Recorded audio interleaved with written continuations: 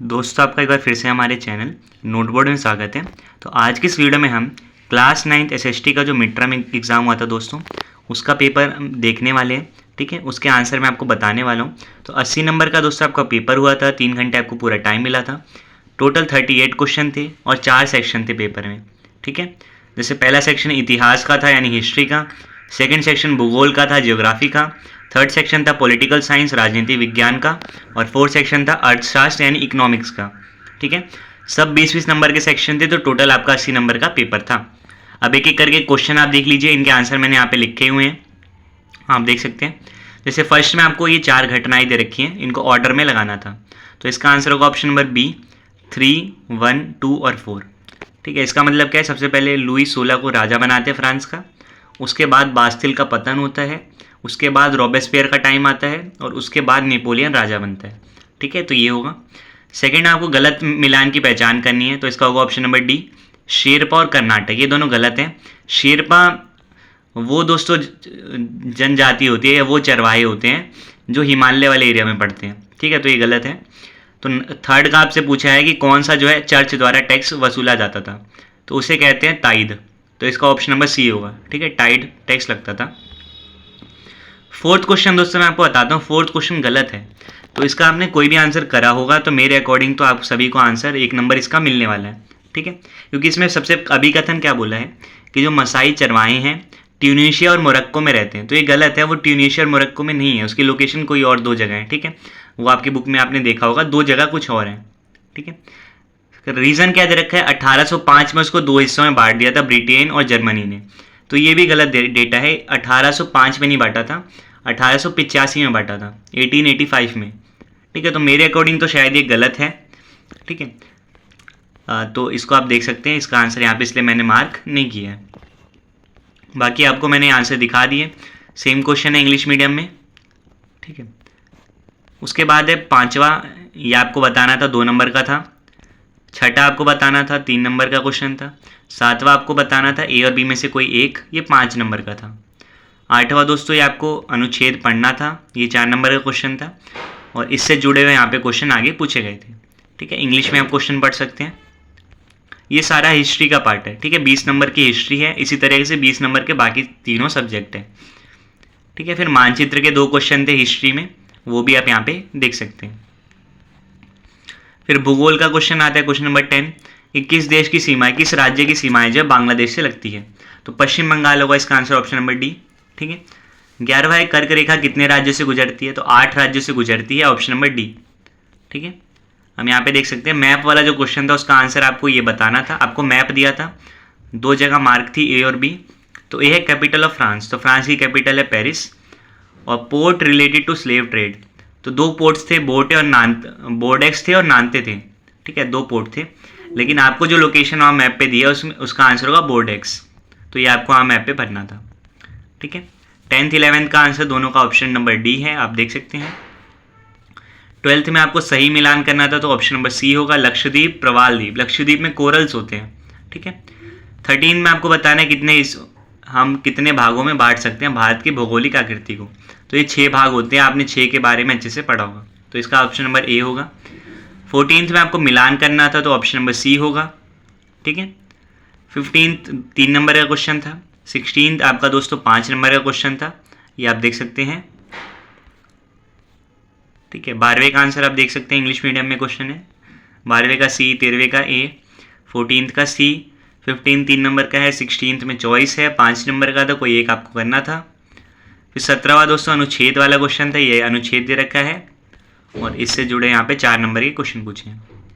18वां दोस्तों ये आपको मैप में भरना था। ठीक है, 4 चीज़ें पूछी गई हैं, कोई 3 आपको मैप में भरना था। अब सेम क्वेश्चन है इंग्लिश मीडियम में, आप देख सकते हैं। ठीक है, ये सारे जितने क्वेश्चन अभी आप देख रहे हैं ये सारे जियोग्राफी के क्वेश्चन हैं। अब आता है खंड ग यानी सेक्शन सी, जो राजनीतिक विज्ञान पॉलिटिकल साइंस का है। तो 19th में पूछा है कौन भारतीय संविधान सभा का सदस्य नहीं था, तो बाकी तीनों थे, महात्मा गांधी नहीं थे, तो इसका आंसर होगा ऑप्शन नंबर ए। 20वां है, हम भारत की प्रस्तावना जब शुरू करते हैं तो किन शब्दों से शुरू होती है, तो इसका होगा ऑप्शन नंबर डी। प्रस्तावना क्या होता है, संविधान का पहला पेज, तो उसमें यही होता है, हम भारत के लोग, तो इसलिए ऑप्शन नंबर डी। 21 में दोस्तों आपको अभिकथन और कारण दिया है, अभिकथन क्या है कि संविधान लिखित नियमों का दस्तावेज है जिसे देश को चलाने के लिए नियम और कानून लिखे गए हैं। तो ये बिल्कुल ठीक है। और कारण क्या है, संविधान केवल लोकतांत्रिक देश में ही बनाया जाता है, ये भी ठीक है। संविधान लोकतांत्रिक देशों में ही होता है, ठीक है, ताकि वहाँ पे जितने भी लोग हैं उनको नियम, उनके सुरक्षा के लिए अधिकार उसमें लिखे होते हैं। इसके अलावा उस देश को चलाने के लिए नियम और कानून उसमें लिखे होते हैं। तो इसका आंसर हो जाएगा ऑप्शन नंबर ए, ठीक है। उसके बाद दोस्तों ये आप देख सकते हैं इंग्लिश मीडियम के क्वेश्चंस और बाकी पॉलिटिकल साइंस के जो क्वेश्चन हैं इंग्लिश मीडियम के, उनके आप देख सकते हैं। अगला 22वां क्वेश्चन है, कौन सा लोकतंत्र के पक्ष में नहीं है? तो पहला है बेहतर निर्णय, ये पक्ष में है। भ्रष्टाचार की संभावना, ये पक्ष में नहीं है। और शासन का अधिक जवाबदेही स्वरूप, ये भी पक्ष में है। तो इसका आंसर होगा ऑप्शन नंबर बी, केवल 2, कि दूसरा जो पॉइंट है पक्ष में नहीं है। 23वें में दोस्तों अभिकथन और कारण वाला क्वेश्चन है, ये दोस्तों आप देख सकते हैं। लोकतंत्र व्यवस्था में अंतिम निर्णय निर्वाचित प्रतिनिधि लेते हैं, ये ठीक बात है।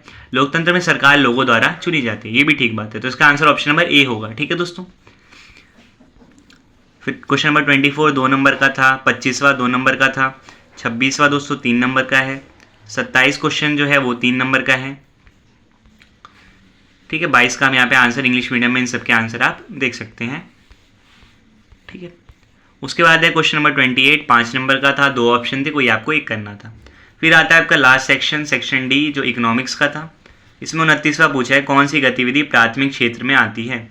तो प्राथमिक क्षेत्र में जो हम प्राकृतिक चीज़ों का प्रयोग करके करते हैं वो आता है। तो इसमें ऑप्शन नंबर सी होगा, कृषि, जैसे खेती करना, ठीक है, कृषि को खेती कहते हैं।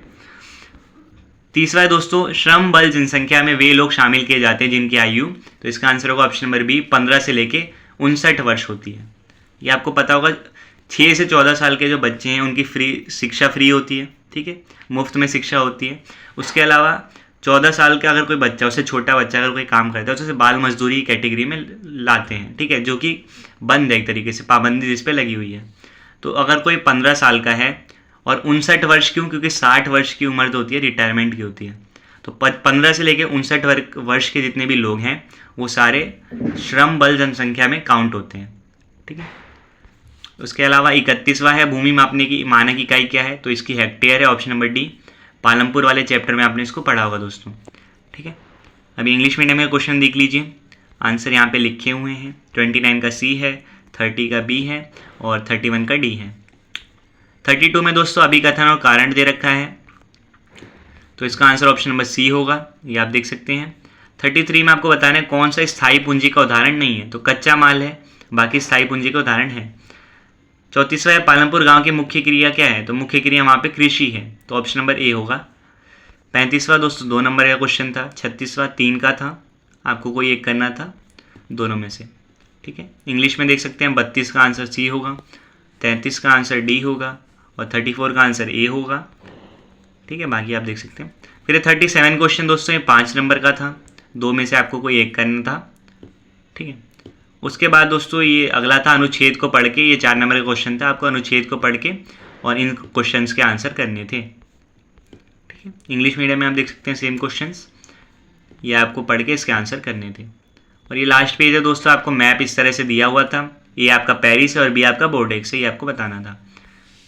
तो ये दोस्तों आपका क्लास 9th SST का पेपर था, सेशन 2025 और 26 का जो मिड टर्म एग्ज़ाम हुआ था, ठीक है। तो ये पेपर दोस्तों आपको उम्मीद करता हूँ आपने देख लिया होगा। जो आंसर यहाँ पे टिक लगाने लायक थे मैंने उनके आंसर आपको बता दिए, बाकी जो थे उनको आपको अपने शब्दों में लिखना था और वर्ड लिमिट के हिसाब से लिखना था। जो 2 नंबर थे उनको छोटा लिखना था, जो 3 नंबर के थे उन्हें थोड़ा एक्सप्लेन करना था और जो 5 नंबर के थे उन्हें आपको और अच्छी तरीके से एक्सप्लेन करके लिखना था। तो ये दोस्तों आपका पूरा पेपर था। उम्मीद करता हूँ आपने वीडियो एंड तक देखी होगी, आपको पूरा पेपर समझ में आ गया होगा।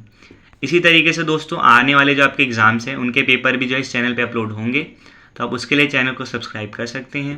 वीडियो को दोस्तों को शेयर कर दीजिए ताकि वो भी इस पेपर को देख पाएँ और आने वाली वीडियोज़ भी देख पाएँ। आपसे फिर मिलेंगे दोस्तों नेक्स्ट वीडियो में किसी और टॉपिक के साथ, तब तक के लिए bye bye, see you again and thanks for watching.